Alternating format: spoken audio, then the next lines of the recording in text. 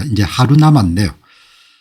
자, 여러분 이제 오늘 드릴 방송 내용은 보시다시피 이제 이해운 씨 예산기획처 초대 장관 임명을 둘러싸고 이제 뭐 여러 가지 말들이 많네요. 이제 와가지고 수근수근 하거나 웅성웅성 하거나 항의해봐야 기분은 이해하지만 그렇게 할 만한 일이 아니지 않습니까? 이제 호불호를 떠나가지고 인사권은 현직 대통령이 갖고 있으니까 그러니까 뭐 다른 이야기 해봐야 소용이 없는 거죠. 그래서 이제 오늘 이해운 씨 문제도 한번 다루고 오늘 외신에서 이제 대만 침공 문제를 상당히 이제 심도 있게 다룬 그런 내용이 나왔는데 특히 이제 대만과 일본 사이의 군사력 배치 그리고 지형 섬이 어떻게 연결되어 있느냐 이런 부분들은 이제 한국인 입장에서 한번 시야를 넓히는 데 굉장히 도움이 되겠다 이렇게 해서 아주 상세한 그런 지도가 나왔네요. 오늘 보도록 그렇게 하겠습니다. 이제 지금 정부가 환율을 안정시키기 위해서 과거에 이제 물산 장려운동처럼 국산 주식 장려운동을 펼치는데 이번에 자료를 조사해 보니까 대만하고도 상당히 차이가 나네요. 대만 주식시장에 상장되어 있는 기업들의 자본 수익률 그리고 경상이익률하고 한국을 비교해 보니까 대단히 큰 차이가 납니다. 오늘 방송을 준비하다 보니까 미국의 스톤리지라는 그런 자산운용사가 2012년 창사 이래로 초기 펀드가 수익률이 50%네요. 누적 수익률이 연평균. 그래서 이제 오늘 그 문제도 이제 매일 제가 이제 투자 방송을 다루니까 혁신과 성공으로 가는 길에 가장 그 핵심이 단순화하는 거지 않습니까? 그러니까 뭔가를 복잡하게 만드는 것은 실패로 가는 기름지기이기도 하고 동시에 이제 뭔가 흑막이 있을 가능성이 높은 거죠. 투자도 혁신도 단순화가 가장 중요한 거죠. 그래서 이제 오늘 이제 그 문제를 중심으로 해서 차근차근 다뤄보도록 그렇게 하겠습니다. 자, 이제 오늘 한국 문제, 이제 한국 문제에 보시면은 이 이해운 장관 임명을 두고 이제 뭐 아직 장관이 된 건 아니고 인사청문회를 앞두고 있으니까 여기서 이제 굉장히 중요한 것은 여당을 지지하건 야당을 지지하건 관계없이 인사권을 대통령이 갖고 있는 거죠. 대통령이 갖고 있으니까 뭐 대통령이 결정하면은 그것으로 이제 정리가 되는 겁니다. 자, 여기 이제 오늘 보시면은 이 사설에 이제 조금 시끄럽네요.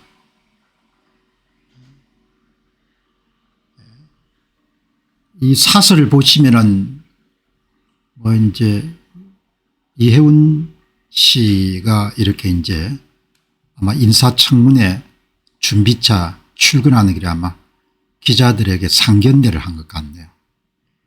이게 이제 오늘 보시면은 초대 기획예산처 장관 후보자로 지명된 이해운 전 국민의힘 의원 관운이 있는 겁니다.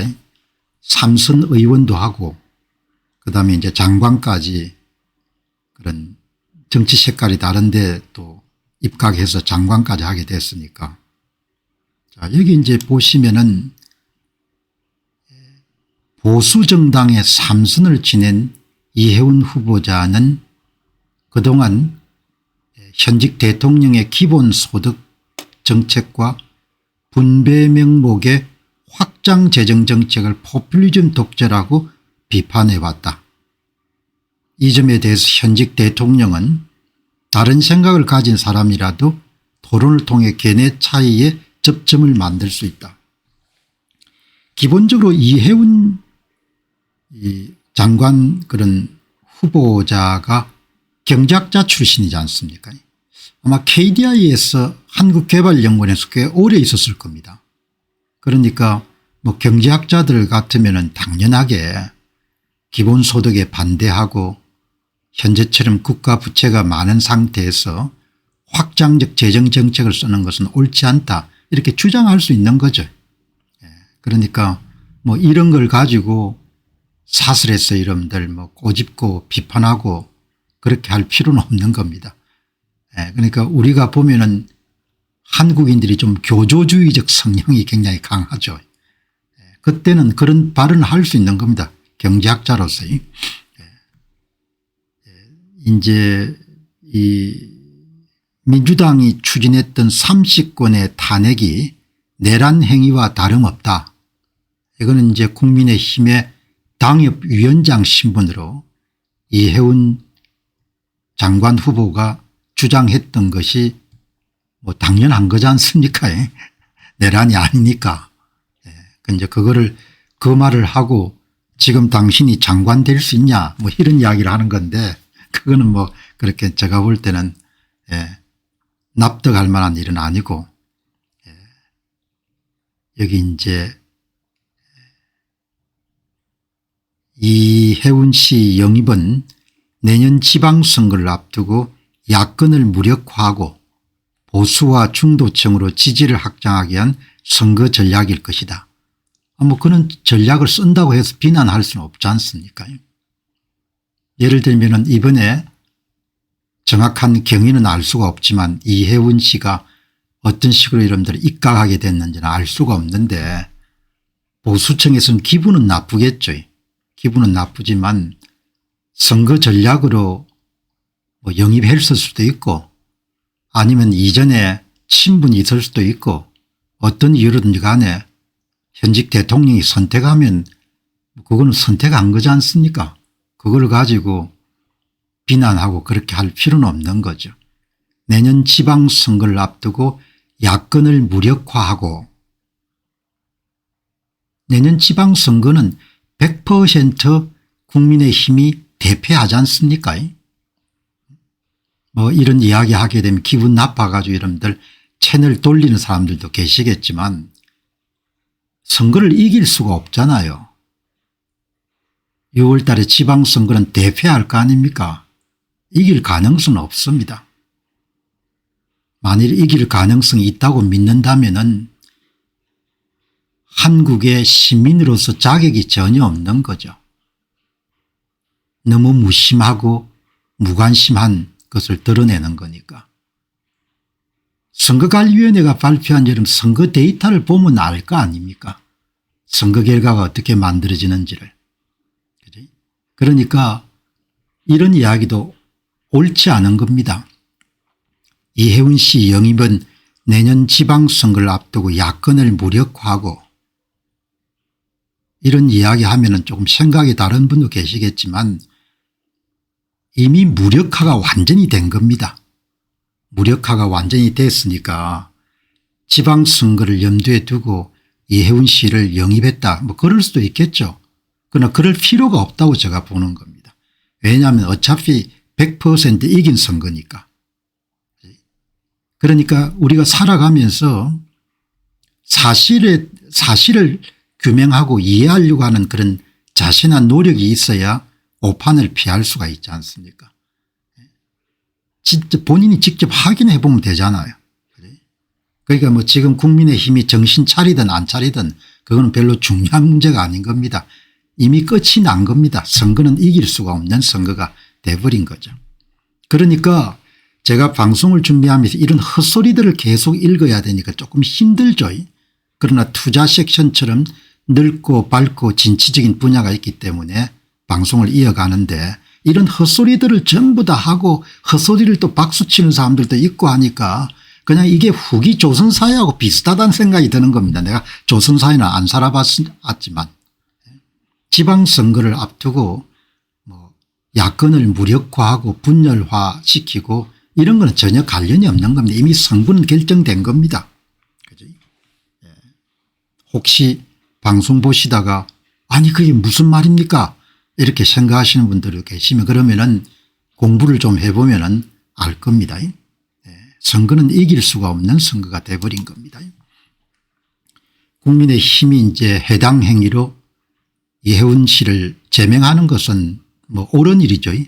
당협위원장이 가장 중요한 일은 당협위원장이면은 정당에서 가장 중요한 자리 중 하나지 않습니까? 당협위원장이 이제 배신을 한 거니까 그러니까 뭐 제명을 할 수 있죠. 그거는 이제 제가 볼 때는 옳고 그런 문제를 떠나가지고 당헌 당규에 따라 가지고 처리했다고 이렇게 보고 장동혁 당대표는 이해운 씨를 비난하면서 우리는 당성을 최우선으로 해야 된다. 뭐 이런 이야기는 뭐 당대표니까 할 수 있는 이야기죠. 할 수 있는 이야기인데 이제 국민의힘은 뭐 이해운 씨를 격렬하게 비난할 그런 자격이 없는 거죠. 왜냐하면 국민의힘 자체가 국민들을 배반하고 배신해 버렸으니까.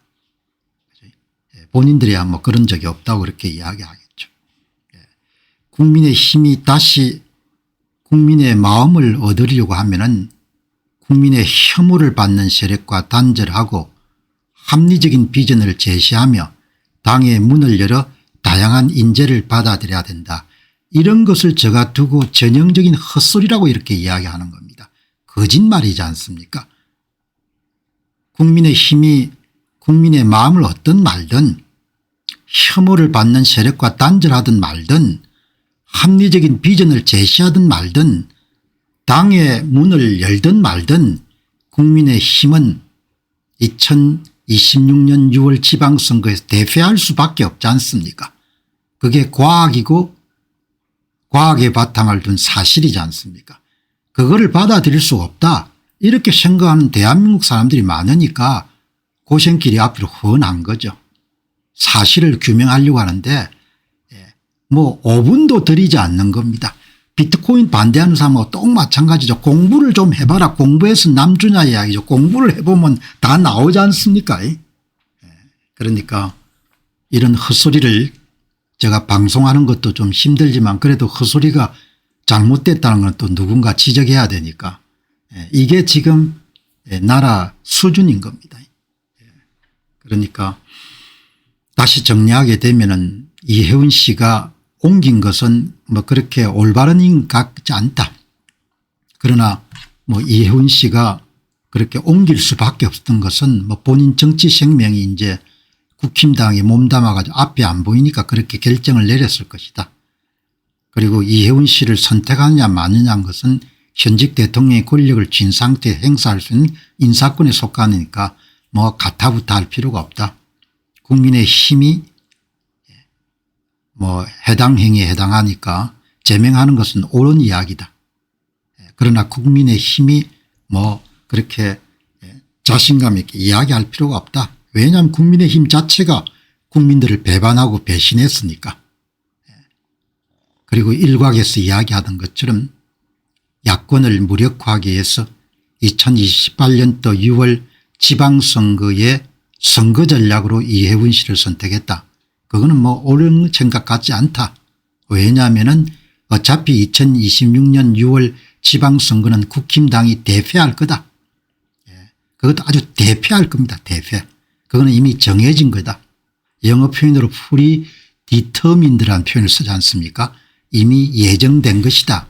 그렇게 볼 수 있죠. 그게 여러분들 기분이 나쁘면은 한국 선거를 공부를 좀 해봐라. 그렇게 이야기되지 않습니까? 이제 그렇게 여러분 정리를 하는 거가 좋을 것 같습니다. 뭐 그래서 기자들 글 쓰는 꼬라지를 보면은 코페르니쿠스도 당황할 인사다. 뭐 이런 이야기를 쓰니까 정신들이 하나도 없는 거죠. 뭐가 코페르니쿠스니까 그냥 필요하면 임명하는 거지. 그죠? 자, 다음은 이제 김대중 칼럼에 대해서 이야기해야겠는데 처음에 김대중 헛소리라고 이런 제목을 정했다가 뭐 나이가 드신 분에게 뭐 같이 늙어가는 입장에 그런 이야기하는 게 별로 좋은 것 같지 않다. 그래서 그다음에 김대중 허은 이렇게 이름 바꿨다가 뭐 그것도 뭐 굳이 뭐 내가 그렇게 이야기할 필요가 있겠냐. 그래서 그냥 김대중 칼럼을 이라는 제목을 달았습니다. 근데 처음 제목은 김대중의 헛소리입니다. 나이가 좀 들고 그러면 후손들을 생각해서라도 좀 올바른 이야기하고 가야 될 거 아닙니까. 한국에 나이 든 사람들이 많은데 뭐 언제 갈지 모르지 않습니까.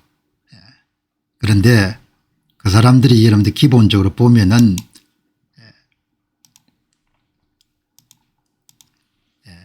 다 알지 않습니까. 지금 한국 상황을. 근데 끝까지 여러분들 거짓말 하는 겁니다.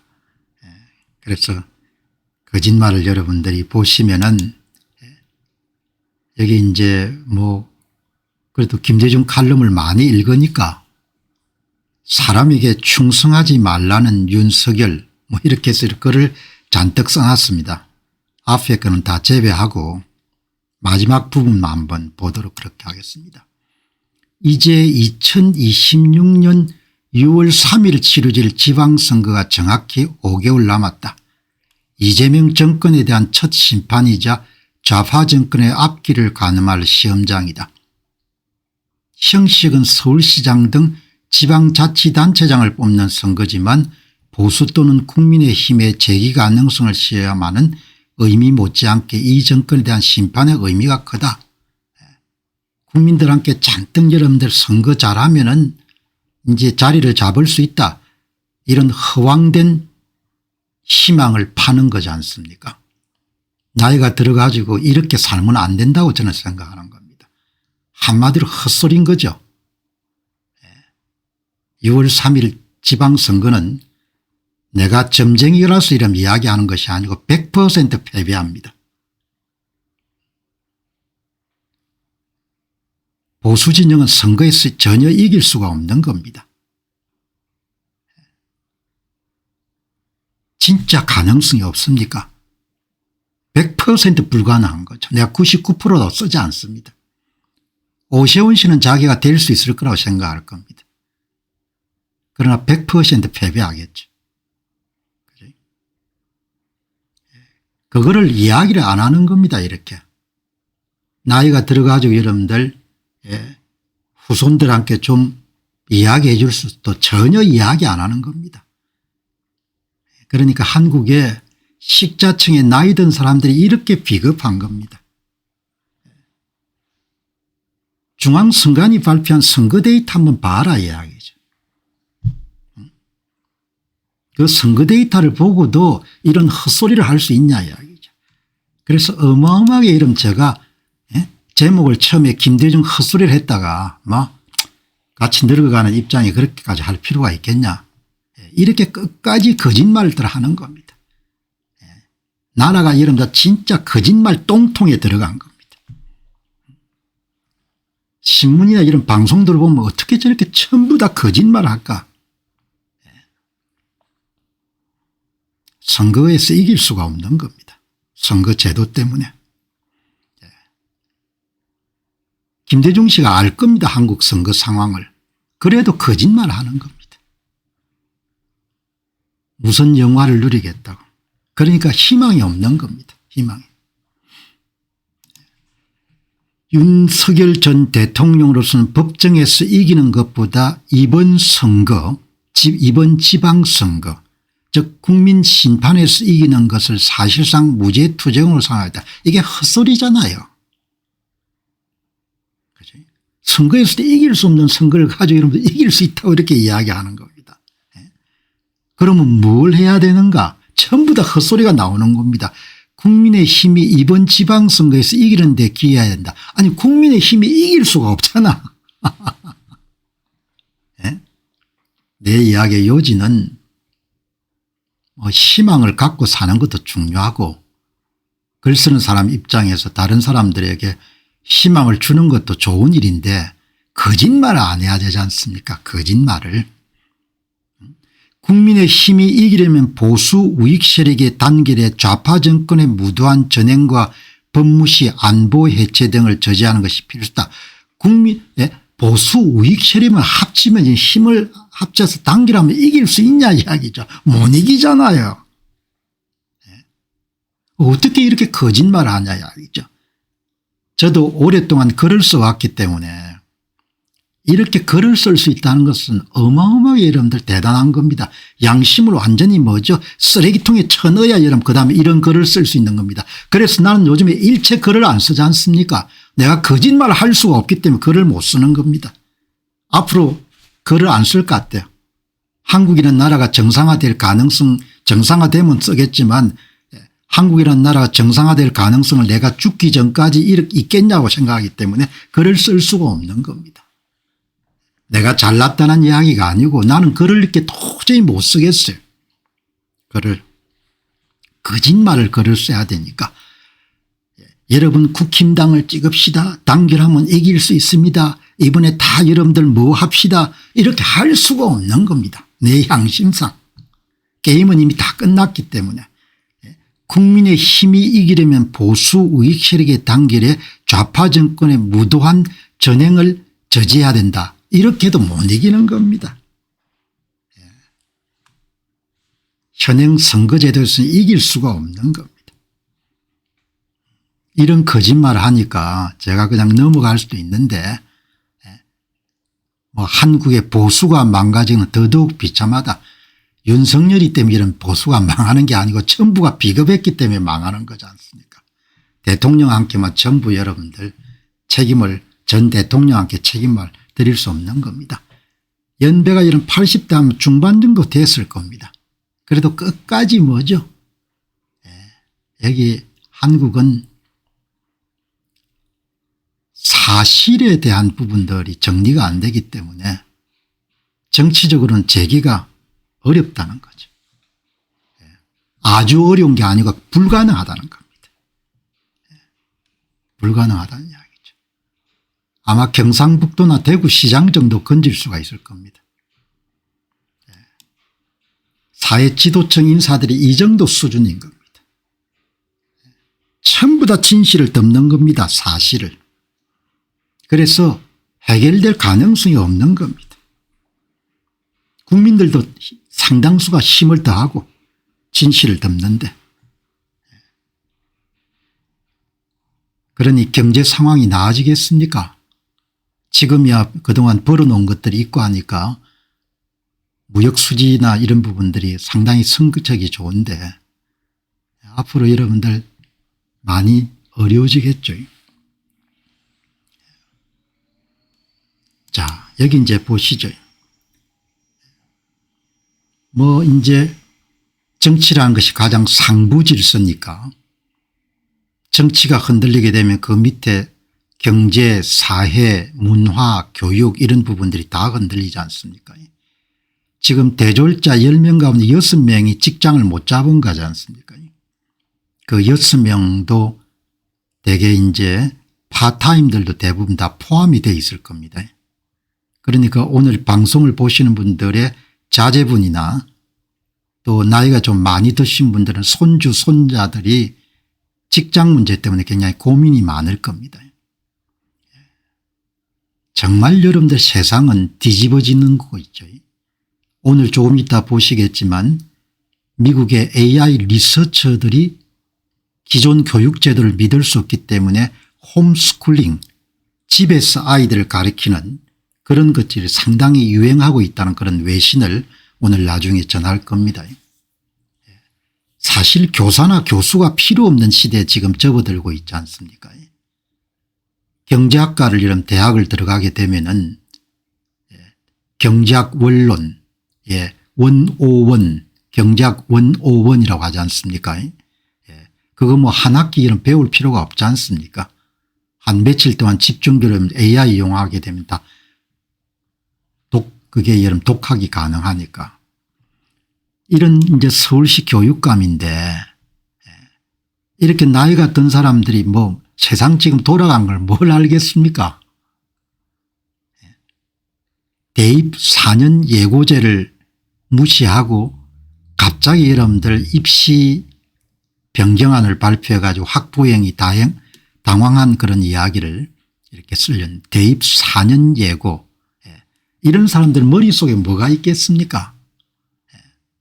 본인들은 별로 안중에 없는 겁니다. 이분 연배를 정건식 서울시 교육감 연배를 보게 되면은 자식들은 다 이런 졸업했을 거고 별로 관심이 없는 겁니다. 이런 교육을 받아서 나와더라도 일자리가 이제 없는 겁니다. 매년 바뀌는 여러분들이 입시안을 가지고 이런 그런 교육을 받고 나와도 일자리 자체가 없는 겁니다.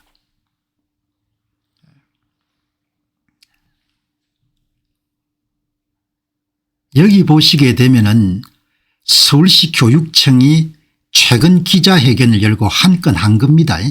미래형 대입제도 제안을 발표하며 학교 교육 정상화 사교육비 감축을 역설했다. 미래형 대입제도 제안. 무슨 전문가들이 참여했는지 모르겠는데 너희들이 미래형 대입제도를 어떻게 하냐 이야기인 겁니다. 1년 동안 대입 전문가들과 회의하고 대학 입학 담당자들의 적합성 검토를 거쳐 만들었다. 그냥 교육제도가 교사의 봉급을 주기 위한 제도가 된 겁니다. 더 여러분 직설적으로 이야기하면 대학 교수 직종이라는 것이 대학 교수들의 생계를 유지하기 위한 여러분들 수단이 돼버린 거죠. 이렇게 돌아가는 겁니다. 교육감이 등장할 때 이러면 다 한 건씩 하는 겁니다. 그래서 이런 A형 대입안을 발표했다가 다음에는 또 B형 대입안을 발표하고 이렇게 맨날 바꾸는 겁니다. 무슨 이런 진보가 있겠습니까? 교육청 제안대로 당장 내년부터 고교 학점제 진로 융합 선택과 선택 과목의 내신 산출 성식 방법을 상대평가 병기에서 절대평가로 바꿀 수 있을까? 현실적으로 불가능에 가깝다. 입시제도를 워낙 이런 복잡하게 만들어 놔가지고 보통 사람들은 머리로 따라갈 수가 없지 않습니까? 복잡하다는 것은 뭔가 엉큼함이 있는 거지 않습니까? 그래서 재력이 있는 사람들이 전부 다 컨설팅을 이용해서 이득을 볼 수 있는 제도를 만들어 놓은 거지 않습니까? 정권이 바뀔 때마다 대입제도를 바꾸는 게 매년 바꾸지 않습니까?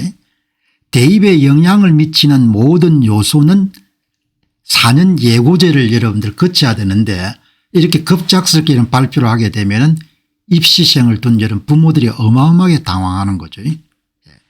고1과 중3 학생들에게 혼란만 일으킬 뿐이고 실현이 불가능한 제안을 서울시 교육청이 내놓았다. 이 사람들 머릿속에 뭐가 있겠습니까? 시대가 이런 바뀌어 가지고 교육 전체가 흔들거리는 그런 데한테 대한 비전이라든지 실상이 파악되어 있겠습니까? 없을 겁니다. 이런 학생들이 배우고 나오면 일자리가 있겠습니까? 나는 일자리가 없을 걸로 봐요.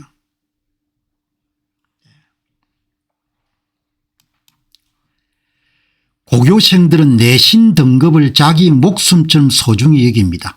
그런데 교육청은 이렇게 핵심적인 사안에 대해 제대로 된 이해도 없이 무책임한 주장을 펼치고 대입 영향조차 모른다니 교육 전문가의 자질이 의심스럽습니다. 여러분 큰 변화가 지금 몰아치지 않습니까? 여러분 AI 활용해 보면서 무슨 생각이 듭니까? 고등지식의 여러분들 생산 비용이 제로인 사회로 가지 않습니까? 앞으로 뭘 먹고 살 건지 젊은 사람들이 어떻게 여러분들 교육을 해서 내보내야 생계를 유지할지 그거는 보통 상식 있는 사람들이면 고민을 할 겁니다. 한국의 여러분들 입시 제도라든지 학교라는 것이 전부 다 해당 분야에 종사하고 있는 사람의 밥벌이를 위한 기관으로 다 탈바꿈된 겁니다. 나오면 일자리가 없겠죠. 이렇게 긴 12년이냐 이런 교육을 마치고 나면 한 분이 여러분들 적나라하게 이야기했네. 우리 아이들한테 이런 거 얼마나 허망한 이야기를 가르쳐야 됩니다. 사실 인간이 빵 잘 만들는가 호숫가에 글을 쓰든가 그런 영원합니다. 이 사람 이 정도 얘기는 AI가 하는 계획보다 못하다는 걸 우리 아이들이 알기 바랍니다. 어쩌면 당신들 나중에 해답이 첨단 농사일지도 모르겠습니다. 뭐 이런 이야기를 해놨는데 어떻든 간에 AI 여러분들 혁명이라는 것이 교육을 무용지물화 시키겠죠. 무용지물화 시키는데 이제 그런 시대의 변화 속에서도 좌파 교육감들이 등장해 가지고 전부 다 평가 제도를 여러분들 없애고 시험을 없애고 학생들의 부담을 덜어주기 위해 가지고 별짓들을 다 하는 겁니다. 그러니까 여기 이제 오늘 이렇게 되면은 좀 깝깝하죠. 그래서 지금은 누구도 미래를 예단할 수 없기 때문에 모든 체제를 좀 더 개방적이고 미래지향적이고 유연하게 만들어 놓으면은 다양한 실험들이 일어나게 될 것이고 그 실험을 중심으로 해서 성과가 좋은 곳을 따라가는 벤치마킹하는 그런 식으로 운영이 돼야 되는 거죠. 그런데 좌파의 성격 자체가 대부분 통제 성향이 강하고 중앙 집중적 성향이 강하고 관주도 성향이 강하고 이런 식으로 나가기 때문에 시대에 뒤떨어질 수밖에 없는 겁니다. 그러니까 이렇게 여러분들 AI 혁명이라는 부분들이 아주 격렬하게 진행이 되게 되면은 서울시 교육감도 미래를 알 수 없고 저도 미래를 알 수가 없는 겁니다. 그래서 체제를 가능하면은 유연하게 변화에 탄력적으로 개방적으로 그렇게 해서 다양한 종류의 교육 실험이 일어나도록 그렇게 허용을 해 가지고 그 가운데 잘 되는 부분을 교육 주체나 경제 주체들이 따라가도록 그렇게 제도를 변경해 나가야 되는데 대개 좌파의 성향은 중앙 집권식 관주도식 명령과 지시 주도형 폐쇄적 이런 식으로 나가는 거죠. 그러니까 뒤처질 수밖에 없는 겁니다. 여러분 조금 있다가 대만하고 한국의 여러분 기업들 비교해 보시기 바랍니다. 상당히 충격적일 겁니다. 한국의 기업의 생산성이 엄청나게 낮은 겁니다. 그런데 문제는 이 서울시 교육청의 여러분들 교육 공무원들하고 대학 교수들하고 전국의 여러분들 국공립 학교들의 여러분들 그 사람들의 밥을 먹는 수단으로 교육제도가 이제 변질이 돼버린 겁니다. 그러니까 학생들은 의무적으로 그냥 12년 시간을 보내고 나오면 직업이 없는 겁니다. 그렇게 여러분들 세상이 바뀌는 겁니다. 그러니까 애들이 참 힘들게 된 거죠.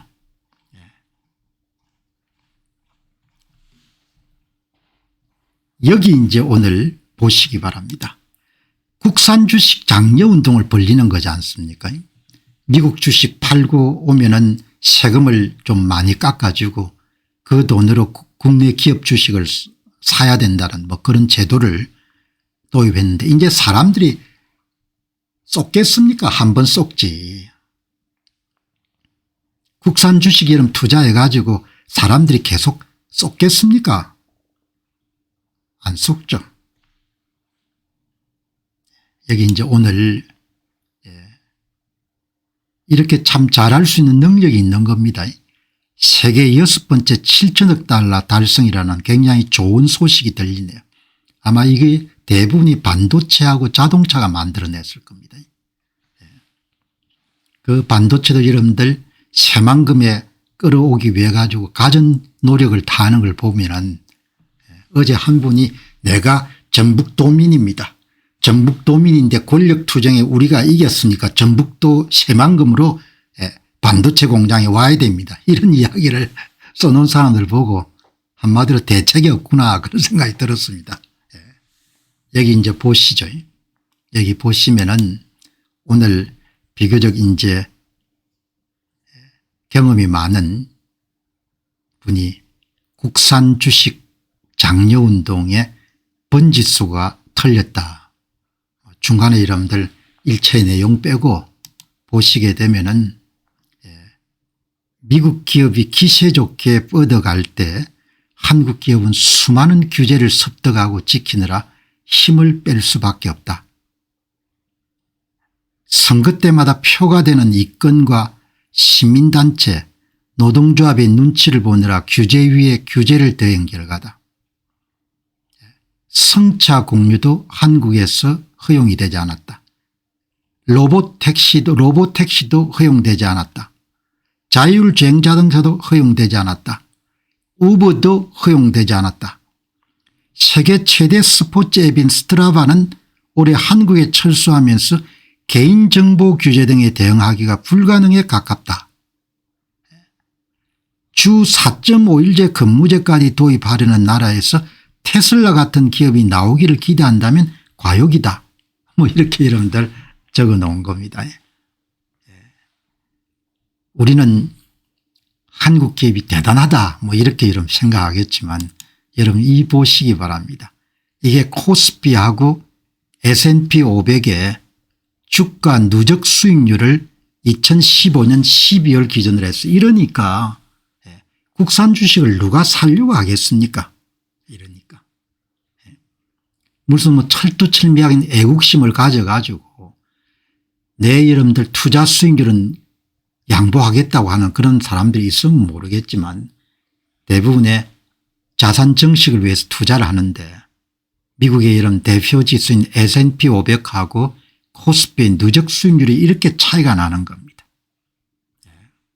이렇게 차이가 나는데 여기 보시면은 정부는 서학개미 귀한책 보도자료에 올해 코스피가 72% 올라서 미국 상승률을 앞선다고 강조했다. 이런 헛소리들을 하는 겁니다. 국민들을 완전히 바보 천치로 하는 겁니다. 국민들은 오늘 이런 공병호 TV와 같은 지식 공유 플랫폼을 통해 가지고 실시간으로 여러분들 미국의 천재들이 하는 이야기를 다 듣고 있는데 이 관리들이 써놓은 이런 보도자료란 것이 올해 코스피가 여러분들 수익률이 S&P 500보다 높으니까 한국 주식 사라는 겁니다. 여기 이제 여러분 이 보시죠. 이게 이제 지난 10년 동안 코스피 S&P 500 미국의 나스닥의 10년 연평균 성장률 투입 자본의 이익률인 자기 자본 이익률 영업이익률 본 겁니다. 거의 절반입니다. 절반. 한국의 여름 코스피의 10년 연평균 성장률이 7.5%입니다. S&P 500이 13.5%, 나스닥이 17%, 장기 투자의 경우에는 연평균 성장률이 1에서 2% 차이 나더라도 누적 수익률이 크게 차이가 납니다. 이런데 국민들 보고 이런 미국 주식 투자하지 말라, 국산 주식 사라 이렇게 어떻게 하겠습니까? 자기 자본 이익률을 보시기 바랍니다. 투자 자본이 만들어낸 이익률을 보게 되면 근본적으로 실력 격차가 너무나 완연한 겁니다. 이거는 극복하기 힘든 겁니다. 그동안 개인 투자자들이 희생을 많이 했지 않습니까? 더 이상 희생시키면 안 되는 거죠. 나라 사정이 좀 어려워지게 되면은 개인이 자기 앞가름을 해야 되는데 지금처럼 와가지고 그동안도 희생했는데 지금 와가지고 또 여러분들 국산 주식 장려운동을 하면 어떻게 하냐. 영업이익률 보시기 바랍니다. 이거는 10년 연평균 성장률이기 때문에 실력을 이야기하는 겁니다. 국산 주식 투자하면 안 되는 겁니다. 기본적으로 딱 잘라서 이야기하면. 그냥 미국의 이런 ETF 투자하면 정확하게 나스닥 투자하면 17% S&P 투자하면 14% 정도 그냥 버는 겁니다. 그게 복리로 늘어나게 되면 재산이 진짜 눈덩어리처럼 불어나는 겁니다. 여기 보시기 바랍니다. 오늘 한 분 말씀 전에 바이오텍 주식 잘못 사다가 잘 나가다 여러분들 끝이다는 이야기 하시는데 테마 주식들이 대부분 그렇지 않습니까? 이러니까 국산 주식 사라고 이렇게 이야기하면 안 되는 거죠. 그런데 더 충격적인 것은 대만 시장을 보시기 바랍니다. 대만 시장을 보시게 되면은 이게 대만 가건 지수하고 코스피를 여러분 비교한 겁니다. 10년 연평균 성장률이 대만이 15.8%입니다. S&P 500보다 높습니다. 대만 여러분들 가건 지수에 속하는 기업들의 평균 자기 자본 이익률이 17%입니다. 한국이 9%입니다. 게임이 안 되는 겁니다. 대만 가건 지수에 속하는 여러분 기업들의 평균 영업이익률이 15%입니다. 거의 대만 여러분들 주식시장에 상장되어 있는 기업들의 S&P 500하고 거의 대등합니다. 코스피가 7%입니다. 여러분 이런데 어떻게 여러분들 국내 투자자한테 또 희생하라고 이야기하냐 이야기죠. 어떻게 당신들도 얼굴이 뭡니까 뻔뻔해도 이런 유분수지 그동안 그래도 여러분들 다 나라 위한다고 투자한 사람들도 많았을 겁니다. 이 대만 보시기 바랍니다. 대만 제가 S&P 500은 그래도 미국이니까 이렇게 하니까 대만 가건지수를 한번 비교해 보게 되면 진짜 이게 문제가 크구나. 이러니까 여러분 대만 사람들이 부자가 될 수밖에 없는 거지. 주식시장이 여러분 이렇게 올라가니까. 아주 중요한 지표입니다. 코스피하고 대만 가건지수를 비교하게 되면 거의 절반입니다. 절반.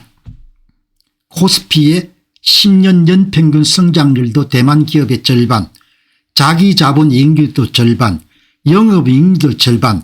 그런데 코스피에는 여러분들 아마 삼성전자나 SK하이닉스가 있으니까 훨씬 더 과대평가되어 있어요. 보통 기업들은 훨씬 더 낫다는 이야기입니다. 그래서 제가 방송에서 국장에 투자라 이런 거짓말을 내가 할 수가 없는 겁니다. 투자하시는 분들은 본인이 결정해서 하시면 되는 거고 할 수가 없는 겁니다. TSMC를 중심으로 한 AI 반도체 공급망의 독점적 지위 덕분에 대만은 지난 10년간 비약적인 성장을 거뒀습니다. 10년간 연평균 복합 성장률 측면에서는 미국의 나스닥과 대만이 거의 유사한 수준입니다. 영업이익률 또한 제조업 기반 가운데서도 최상위에 속합니다. 이런 이야기를 할 수가 있지 않습니까? 숫자는 정직함이죠. 숫자는 거짓말 안 합니다. 숫자는 사기를 치지도 않고 숫자는 조작을 하지도 않고 숫자는 뻥튀기를 안 하는 거죠. 숫자를 볼 수가 있으면 너무나 정직해질 수밖에 없는 거죠. 그러니까 여러분들 이런 자료를 가지고 거짓말 할 수가 없는 겁니다. 무조건 미국 주식 사야 되는 겁니다. 달러와 자산이 여러분들 유일한 해결책인 겁니다. 자, 여러분 오늘 국내 문제 이렇게 마무리하고 다음에 세계 문제로 들어가도록 그렇게 하겠습니다. 이제 한반도에 살아가는 것은 뭐 한국의 이런 보통 시민들뿐만 아니고 식자들도 의식적으로 노력하지 않으면 좀 넓게 보는 거가 상당히 제한되죠. 일본의 이런 식자층들은 좀 크게 보는데 많이 익숙하죠. 왜냐하면 본인들이 제국을 운영해 본 경험이 있고 그다음에 이제 중국이라든지 미국의 역학관계에 하에서 일본이 어떻게 해야 되는지 이런 고민들을 많이 하지 않습니까? 그래서 제가 이런 이 대만 침공 문제가 뭐 우리는 평택에 미군이 동원되는 문제 정도로 이해하는데 이 대만 침공이 만일 완수가 되면은 남중국해가 이제 중국의 지배를 받게 되는 거죠. 아마 한국의 물동량의 80% 정도 원자재의 80% 정도가 남중국해를 통과할 겁니다. 원유 LNG 이런 부분들이 굉장히 중요한 문제죠. 그래서 오늘 시야를 좀 넓히는 의미에서 마침 월스트리트 저널에서 중국이 만일 대만을 침공하게 되면 그게 일본에 어떤 문제를 끼치는가 이런 부분을 대단히 상세하게 다뤘네요. 상세하게 여러분 다뤘기 때문에 오늘 여러분 이 기사를 보는데 특히 지도를 많이 제공하기 때문에 이런 지도를 여러분들 굉장히 상세하게 공개하네요. 그래서 오늘 이 문제 한번 여러분 살펴보도록 하겠습니다. 일단 기사를 한번 정리할게요. 기사를 한번 정리하는 시간을 대만 유사시 대만의 운명은 미국과 일본 안보동맹과 적극적으로 직결됩니다. 일본은 지리적 건적성과 미군 기지 제공 문제로 인해 전쟁의 직접적인 영향권에 들어가게 됩니다. 중국이 대만을 장악할 경우에 일본의 해상교통료 안정과 영토 주권, 센가쿠 열도가 심각하게 위협을 받게 됩니다. 일본의 군사적 대응과 미군 기지 활용 허용 여부가 전쟁의 성패를 가르는 결정적 요인이 될 것입니다. 이게 여러분들 많은 섬으로 바로 연결되어 있습니다. 여기에 섬으로. 우리가 좀 덩하니 보는데 여기가 여러분들 이게 이제 제1대련선이라고 이렇게 해가지고 이게 지금 현재 미국의 방어막의 1차 대련선, 2차 대련선, 그러니까 태평양 안보망의 1차 근접지역이죠. 거기에 이제 여러분들 한국은 빠져 있는 겁니다. 자, 이렇게 이제 보시고 대만에서 유사시 지리적 불가분성, 일본의 최서단 요나쿠나 섬은 대만과 불과 110km 떨어져 있습니다. 이 거리는 미사일과 전투기가 수분 내에 도달할 수 있는 거리로 대만에서 발생한 전투의 파편이나 오발 탄환이 일본 영토로 직접 튈 수 있는 전술적 거리입니다. 일본이 사용하는 원유의 90% 이상이 중동산입니다. 한국도 또 마찬가지입니다.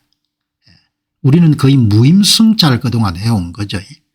남중국해를 여러분들 미국이 장악하고 있기 때문에 거의 무임승차를 해온 겁니다.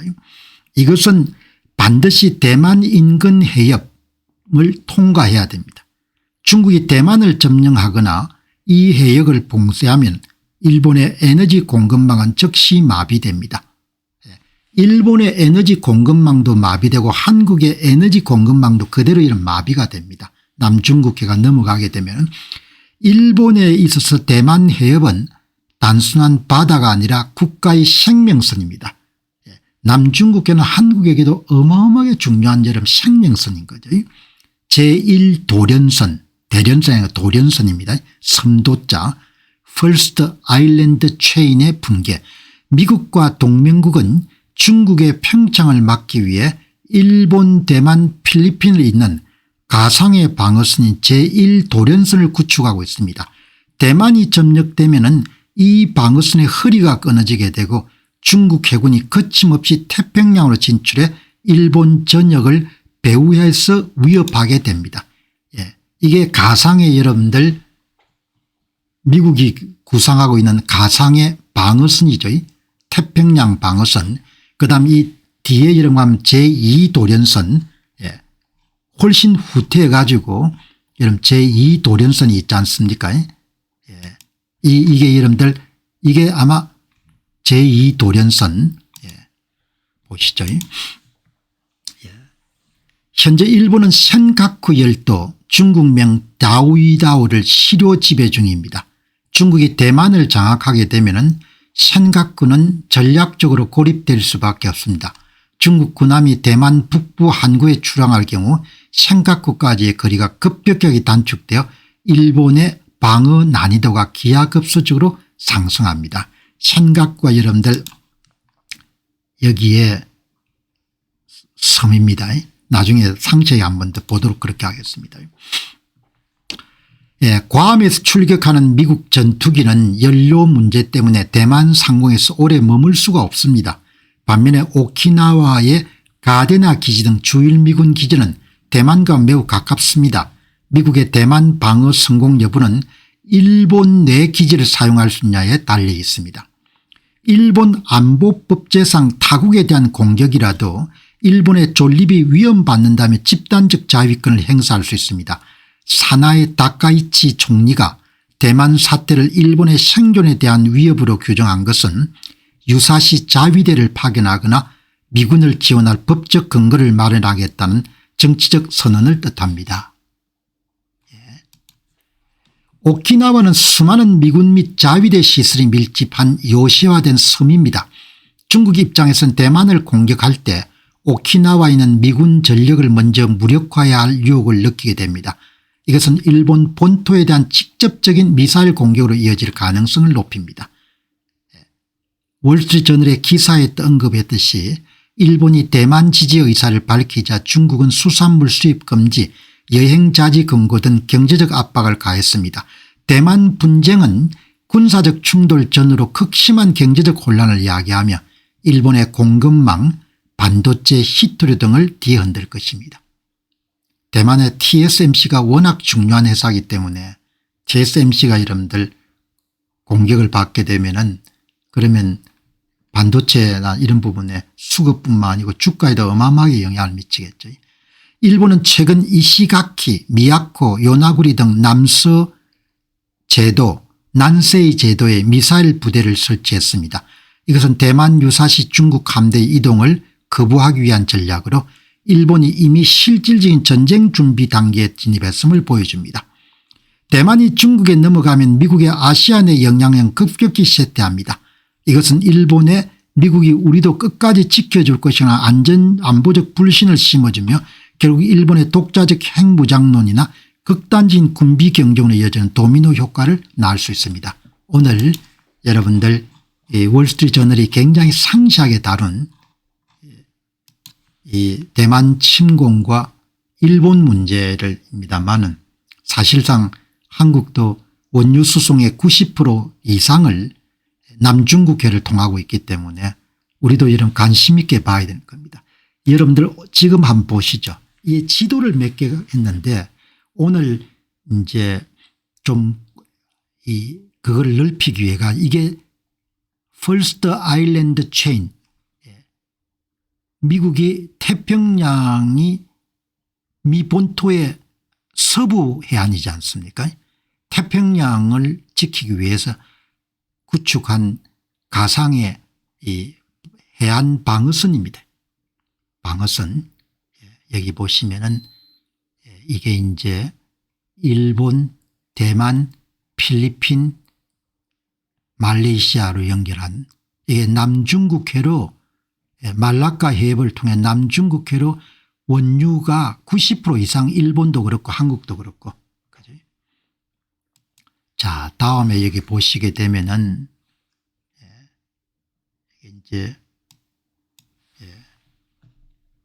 이게 이제 보시면은 여기에 아마이 섬, 오키나와가 여기 있네요. 미야코, 이시가키, 요나구니 이게 전부 다 일본 영토 모양이네요. 495마일, 375마일. 오키나와 굉장히 중요한 지역이네요.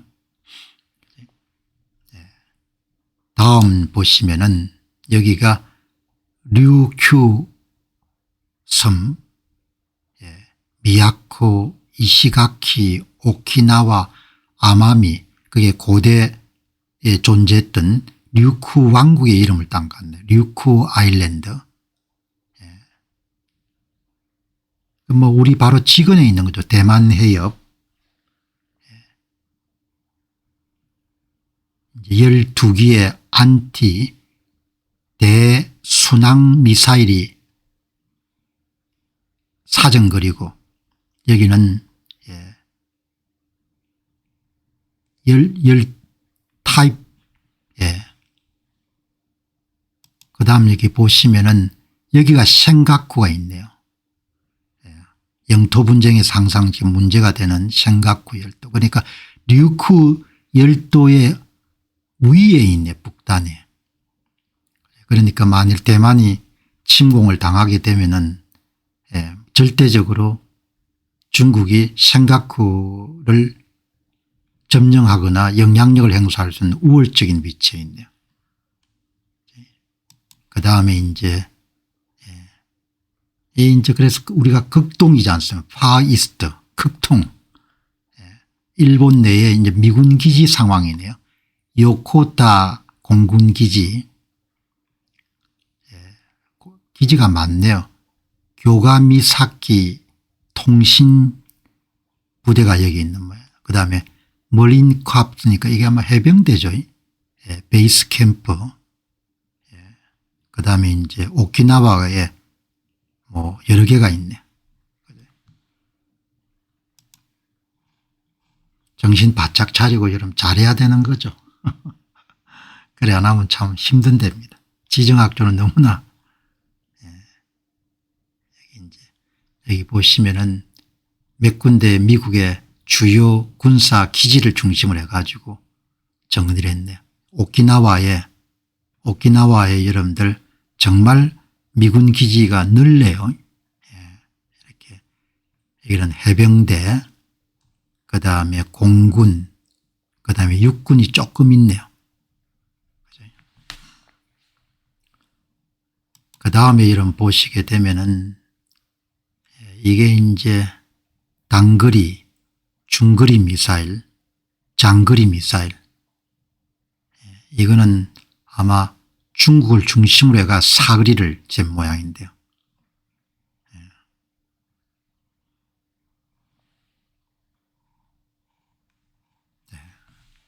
오늘 여러분들에게 말씀드린 내용은 오늘 월스트리트저널에서 대만 침공 문제를 한번 다뤘기 때문에 대만도 이제 젊은 사람들은 별로 전투 의지나 이런 것이 별로 강하지 않은 것 같아요. 나이 든 세대들은 공산당을 경험했기 때문에 좀 심각한데 젊은 사람들은 그렇지 않은 것 같습니다. 자, 여러분 오늘 국내외 뉴스가 조금 많은데 이제 세상 돌아가는 거 여러분 한번 보시기 바랍니다. 전통 교육이 붕괴가 되는 겁니다. AI 연구 분야에서 주요 인물들이 자녀들에게 홈스쿨링을 많이 가르치고 있다고 합니다. 학교를 보내지 않고 AI 시대의 정규 교육이 자기 역할을 수행하는데 회의적으로 보는 거죠.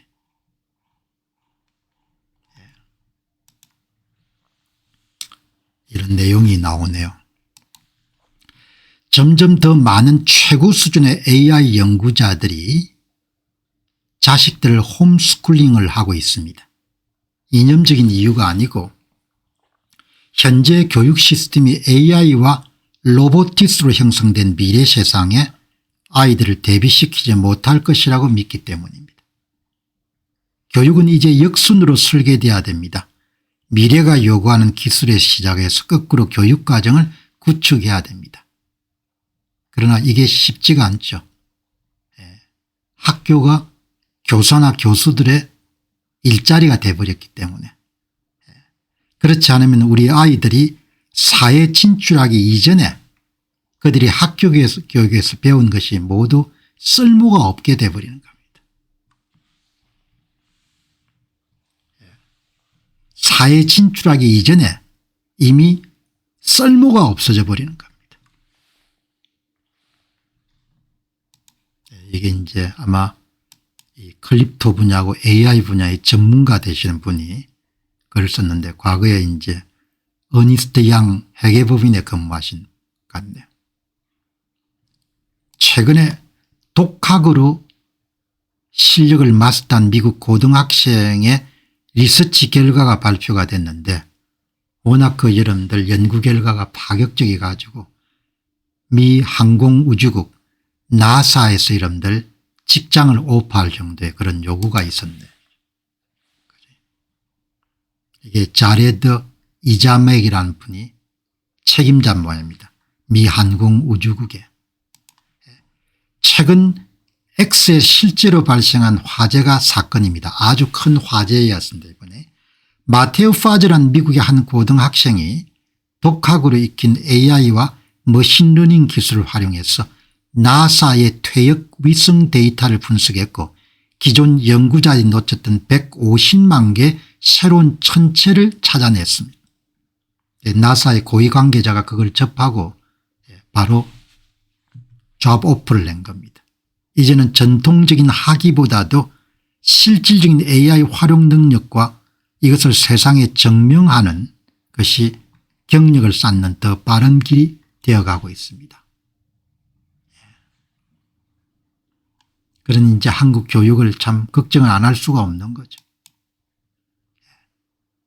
나사는 현재 아르테미스 계획을 통해 2030년까지 지속 가능한 달 기지를 구축하려고 하고 있습니다. 거기에 어떤 화폐를 쓸지를 논의하고 있습니다. 이렇게 이러면 대단한 겁니다. 대학을 비롯한 전통 교육기관에 상당한 위협이 가해질 것 같습니다.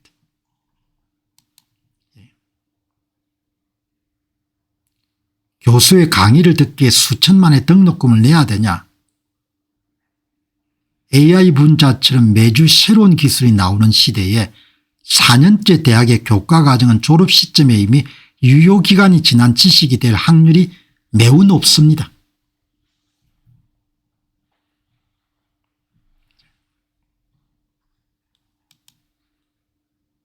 학위를 받는 것에서 증명으로 Proof of Work로의 패러다임 전환.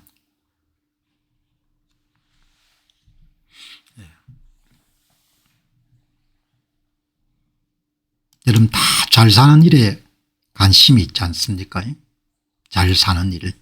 어떻게 하면 일을 잘할 것인가. 어떻게 하면 투자에 성공할 것인가. 자, 여러분 오늘 이렇게 방송을 준비하다 보면은 여러분과 제가 함께 매일 천재급 인사들을 만나는 겁니다. 천재급.